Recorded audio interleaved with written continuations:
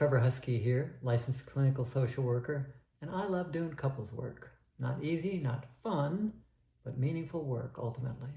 How would you like to maximize the amount of time, space, and energy you have for intimacy and connection, and minimize the amount of problems and arguing that you have in your significant other relationship? Well, I'm here to help you figure that out. I see a committed relationship as three things: a friendship, a business arrangement, and a love affair. Friendship is about liking, respecting, and caring about somebody and enjoying spending time together, doing things together, and going on adventures. Business partnership is about logistics. That means running a household, shopping, cooking, cleaning, parenting, etc. And a love affair is about deeper intimacy of sharing mentally, emotionally, and physically and sexually.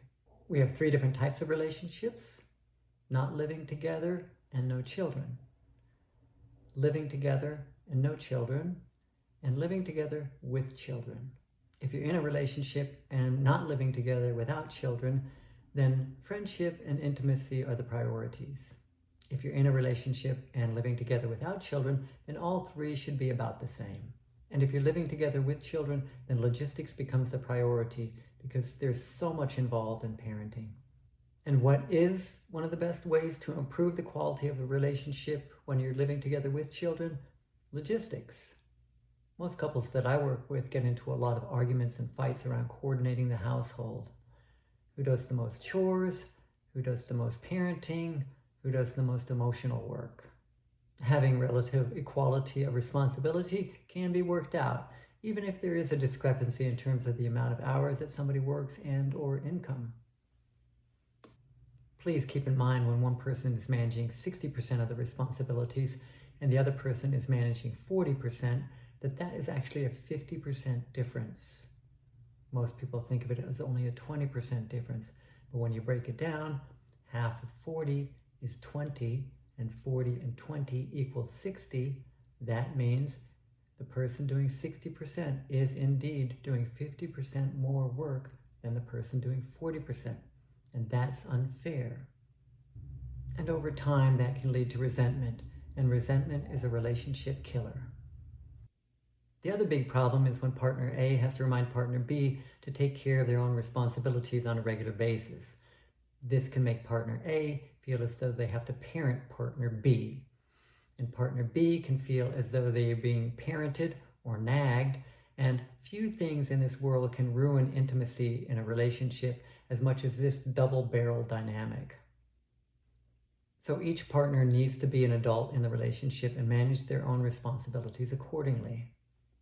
Good news, there's a very straightforward way to manage these types of issues on a regular basis that only takes about 5 to 15 minutes per week, which can minimize the amount of stress and problems between partners and leave much more room for friendship and intimacy to thrive and grow. I recommend that couples have a weekly meeting. Sunday night is usually ideal. Sit down together, look at the upcoming week, figure out the hot spots, divide responsibilities, recap so that both of you are on the same page in terms of who's responsible for what. This can also be done with families. Logistics is organization, coordination, and equity. Organization is having an infrastructure set up so that you can coordinate properly. Coordinating is working as a team so that you can accomplish goals together as well as possible.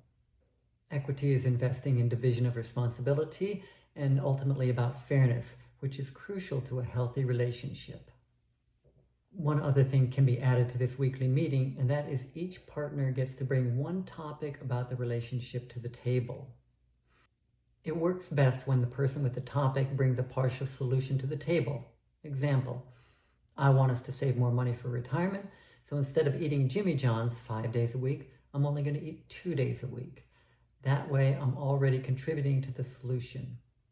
Otherwise, if I just bring it to the table that, I want us to save more money for retirement, my partner may think that I'm calling them a spendthrift and feel the need to defend themselves. By bringing that partial solution to the table, I've already taken responsibility from my end and minimize the potential defensiveness of my partner. Works out really well that way. Please use positive language as much as possible. A lot of people use double negatives like, We shouldn't spend so much money. That doesn't play well. Think of how you can contribute to the solution and be gentle in your delivery. Talking in a slow and soft voice helps minimize any pressure the other person might feel. One can also share the topic with one's partner several days in advance or a day in advance. It doesn't matter, but that's optional. I hope you found this video helpful. Please leave comments. I look forward to sharing more videos with you in the near future. Take care out there.